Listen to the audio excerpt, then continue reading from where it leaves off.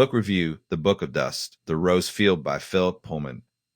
Philip Pullman's The Book of Dust, The Rose Field, the long-anticipated final installment in the Book of Dust trilogy, is a remarkable culmination of decades of storytelling, set within the beloved and intricate world of his dark materials. This novel is profound, ambitious, and often heart-wrenching work that seamlessly bridges the personal and the political, the mystical and the material, and childhood. Adulthood. In The Rose Field, Pullman continues his exploration of dust, the mysterious and consciousness-linked substance that lies at the heart of his metaphysical universe, and with it the nature of knowledge, agency, memory, love, and loss. With his signature clarity and lyricism, Pullman brings the story of Lyra Silvertongue and Malcolm to its stirring conclusion, one that echoes with both the weight of classical myth and the immediacy of contemporary themes.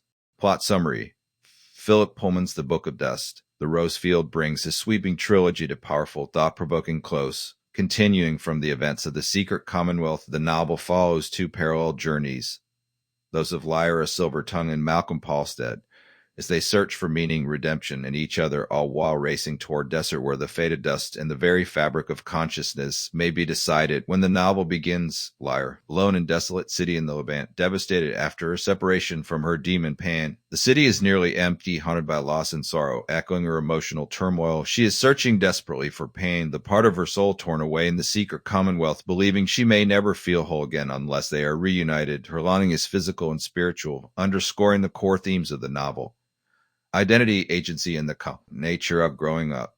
Meanwhile, Malcolm, the scholar spy who has loved Lyra from afar since she was a child, is following her trail. His journey has transformed him from an Oxford academic to a battle-hardened traveler navigating across dangerous lands filled with political unrest, religious extremism, and the growing influence of the magisterium. Malcolm is driven not only by duty but also by deep concern for Lyra's safety, and perhaps by his emerging understanding of what she means to him and to the world. Their separate quests are framed by rising tension across the world. The magisterium is more ruthless than ever, hunting for both Lyra and Malcolm, desperate to crush what it sees as heresy: the idea that dust, mysterious particles tied to consciousness and experience, should be understood rather than feared. Marcel de Lamare, Lyra's manipulative and power-hungry uncle, leads faction of the magisterium, military arm bent on capturing the source of dust and using it to tighten the church's grip on humanity.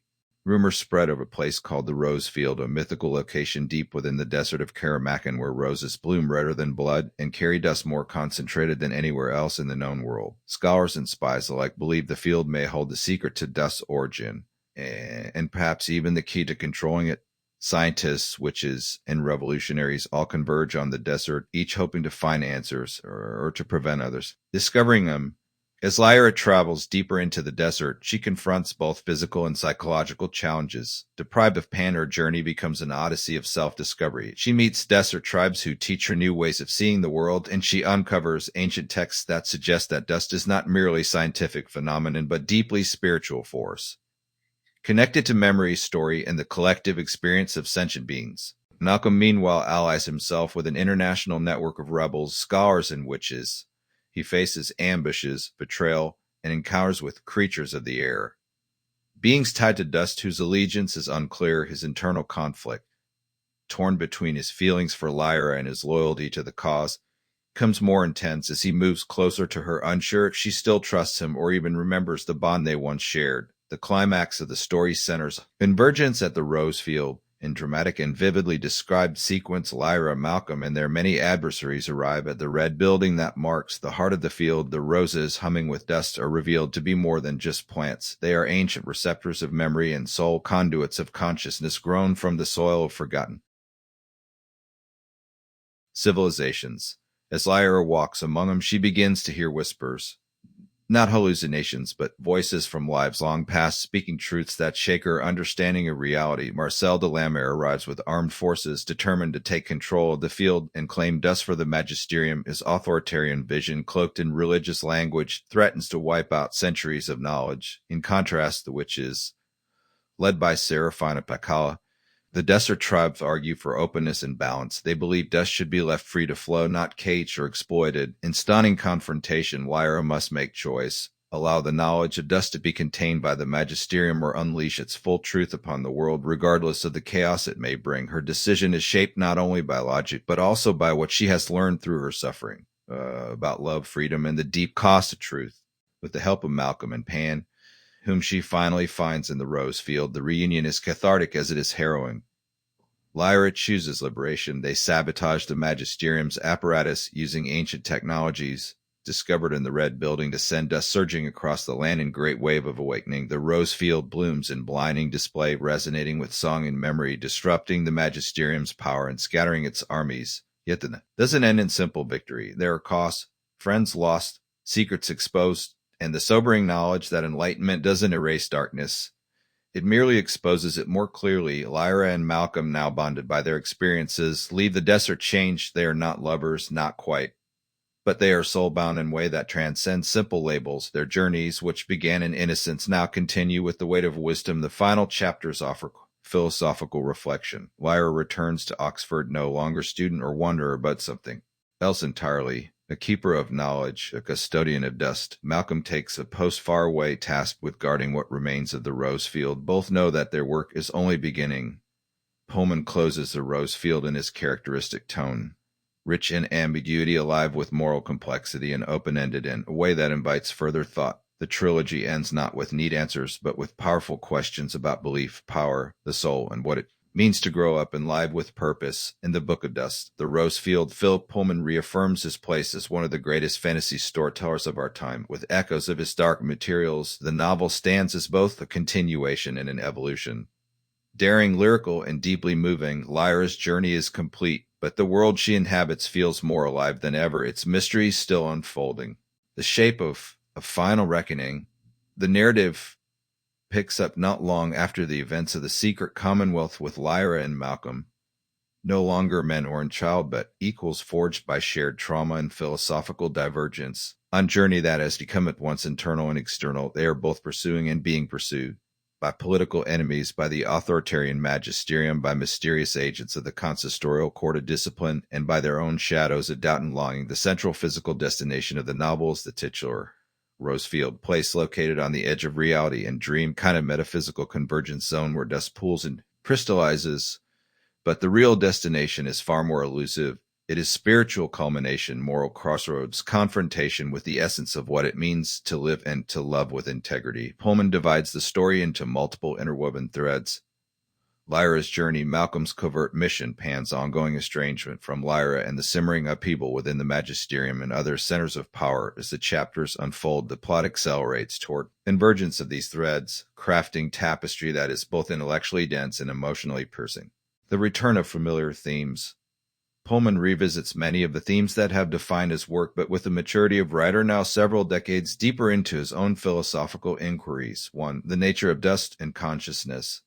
At the heart of the rose field lies the question that has haunted Lyra since childhood. What is dust truly? Is it spirit? Is it knowledge? Is it reflection of human moral energy? This novel does not attempt to provide definitive answer. Pullman is far too subtle and Socratic for that. But it does offer rich metaphysical terrain. The rose field becomes symbol for the blossoming and withering of human consciousness, echoing Eden, Arcadia, and the quantum field all at once. 2. The crisis of faith. The trilogy has always depicted the magisterium as an oppressive force, but in The Rose Field, Pullman offers an even more nuanced portrait of institutionalized religion. Characters within the magisterium begin to fracture into factions, each grappling with their own understanding of divinity and power. Some, like the compelling Father Olivier, are believers of conscience who come to doubt the purity of their cause. Others are zealots who pursue control at any cost. Pullman does not cast religion as evil per se, but he is sharply critical of absolutism and dogma. The book argues that true faith must include doubt, compassion, and an embrace of complexity. This is embodied in moving conversation between Lyra and Defrock, none where the act of asking why becomes sacred in itself. 3. The separation of Lyra and Pan. One of the most poignant arcs from the secret commonwealth is continued here. Lyra's physical and emotional separation from Pan, her demon. It is not just rift, it is crisis of identity. In The Rose Field, Pullman deepens this emotional fracture and begins to show the path toward reconciliation. The scenes involving Pan are among the most tender and symbolically rich in the book. He explores his own person, independent of Lyra, and his journey mirrors hers. Coming of age that is delayed, painful, but ultimately transformative. When Lyra and Pan finally confront their separation, it becomes meditation on forgiveness, mutual recognition, and the courage to love again. New characters, familiar echoes, while returning characters like Hannah Ralph, Alice Parcelo, and Lord Boreal have their roles to play. The Rose Field introduces several new figures who illuminate different facets of Pullman's world. 1. Mara Helosta, an exiled scholar from Muscovy, becomes guide to Lyra in more ways than one. Through her, Pullman explores the politics of exile memory and archival knowledge.